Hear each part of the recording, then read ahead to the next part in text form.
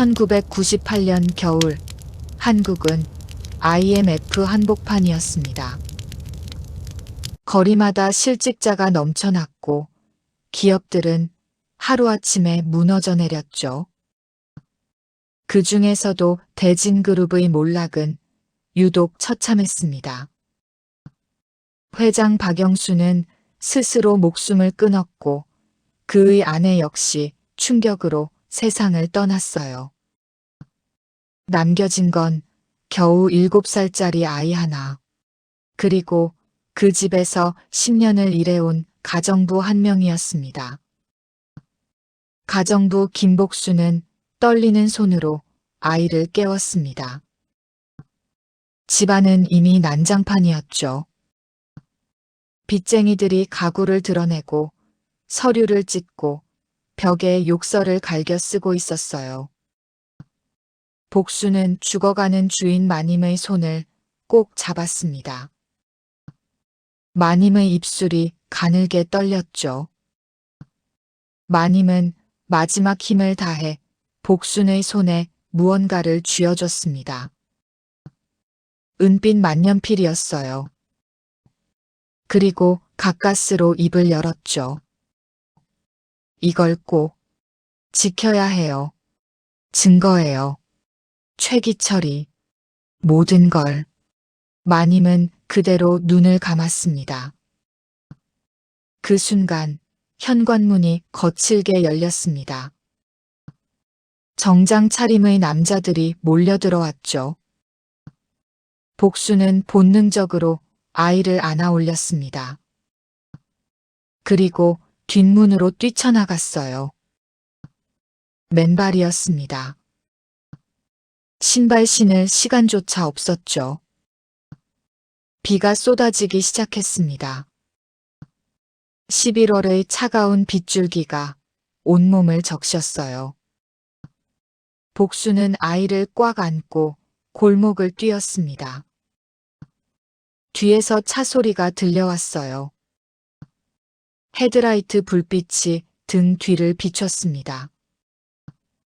복수는 이를 악물고 더 빠르게 달렸습니다. 그리고 어둠 속으로 더 깊이 사라졌죠. 발바닥에서 피가 났습니다. 하지만 멈출 수 없었어요. 이 아이만은 반드시 살려야 했으니까요. 문제는 바로 그 다음이었습니다. 서울역은 지옥이었습니다. 대합실 바닥마다 사람들이 누워 있었어요. 정장 입은 가장들, 아이 업은 여자들, 노숙자들. IMF가 만들어낸 풍경이었죠. 복순과 태성도 그중 하나였습니다. 복순은 주머니를 뒤졌어요.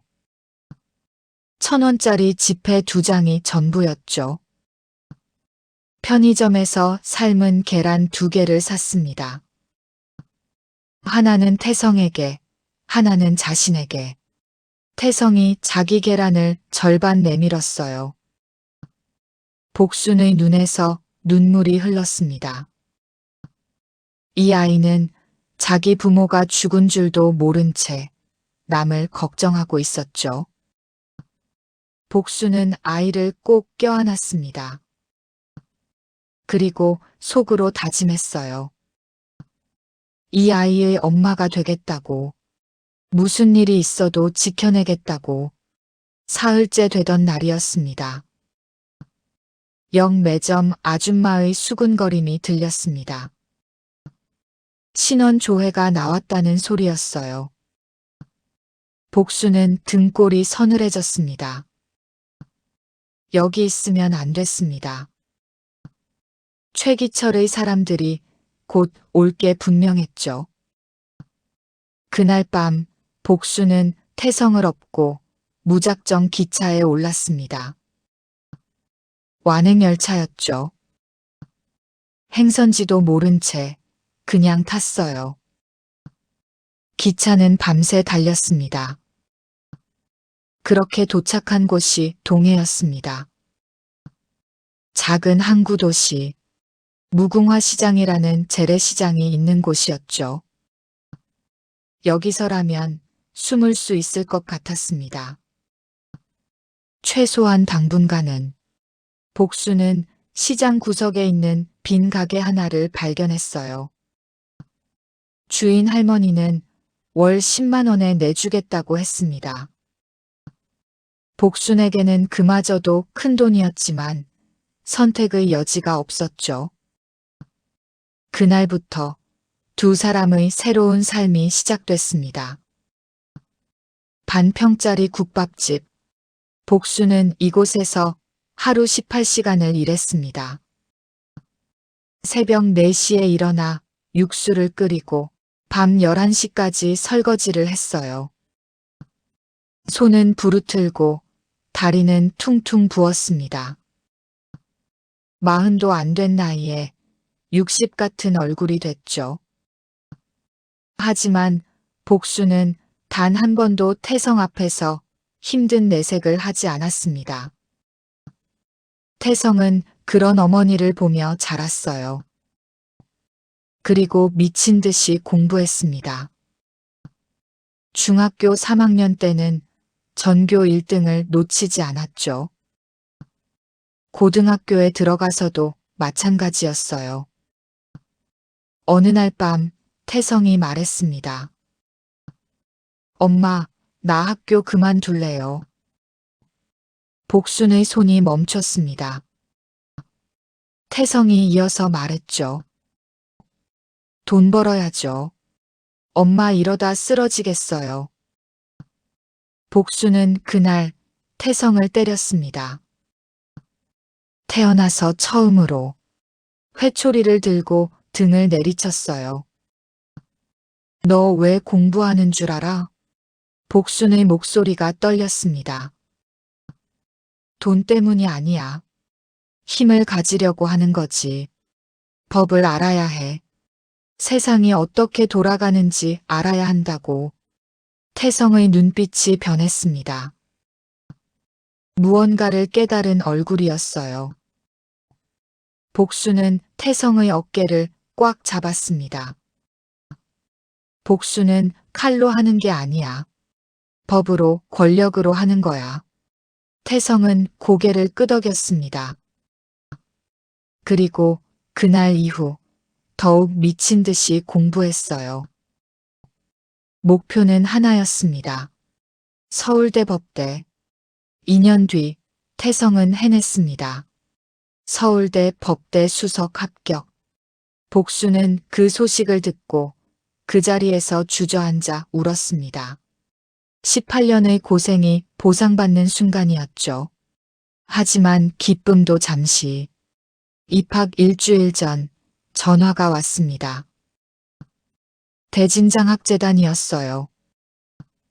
전액 장학금을 주겠다는 제안이었습니다. 복수는 수화기를 꽉 쥐었어요. 필요 없습니다. 우리 아들은 그런 더러운 돈 안 받아요. 전화를 끄는 복순의 손이 떨렸습니다. 최기철. 그 이름이 26년 만에 다시 나타난 겁니다. 2024년 봄, 무궁화 시장의 재개발 소식이 떨어졌습니다. 시행사는 대진건설. 복순의 얼굴이 하얗게 질렸어요. 상인들은 보상금 액수에 분노했습니다. 시세의 30%밖에 안 됐거든요. 복수는 가게 문 앞에 앉아 버텼습니다. 절대 나가지 않겠다고 다짐했죠. 용역들이 매일같이 와서 협박했습니다. 하지만 복수는 꿈쩍도 하지 않았어요. 그러던 어느 날, 고급 세단 한 대가 시장 입구에 멈춰 섰습니다. 차에서 내린 사람은 최기철 회장이었어요. 26년 전보다 더 살이 찌고 더 오만한 얼굴이었습니다. 최기철은 복순을 내려다봤습니다. 오랜만이네요, 복순 씨, 아직도 살아 있었어? 복순은 대답하지 않았습니다. 최기철은 가게 안을 뒤지기 시작했어요. 그리고 서랍 구석에서 은빛 만년필을 꺼냈죠. 이거였군. 26년 동안 이걸 찾았는데 설마 아직도 작동할 것 같아? 이건 그냥 낡은 쓰레기야. 최기철은 만년필을 주머니에 넣고 떠났습니다. 복수는 그 자리에 주저앉았어요.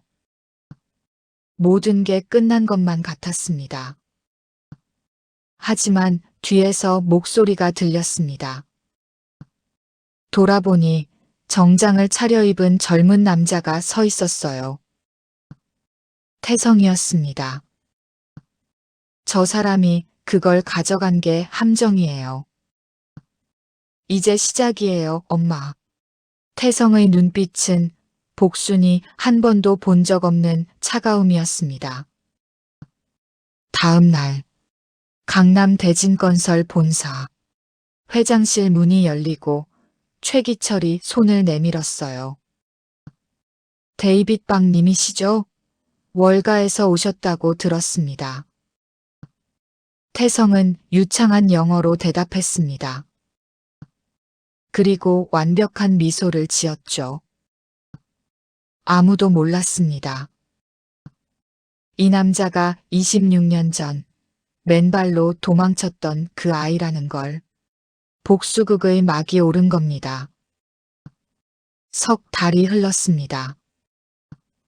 태성은 완벽한 신복이 되어 있었어요.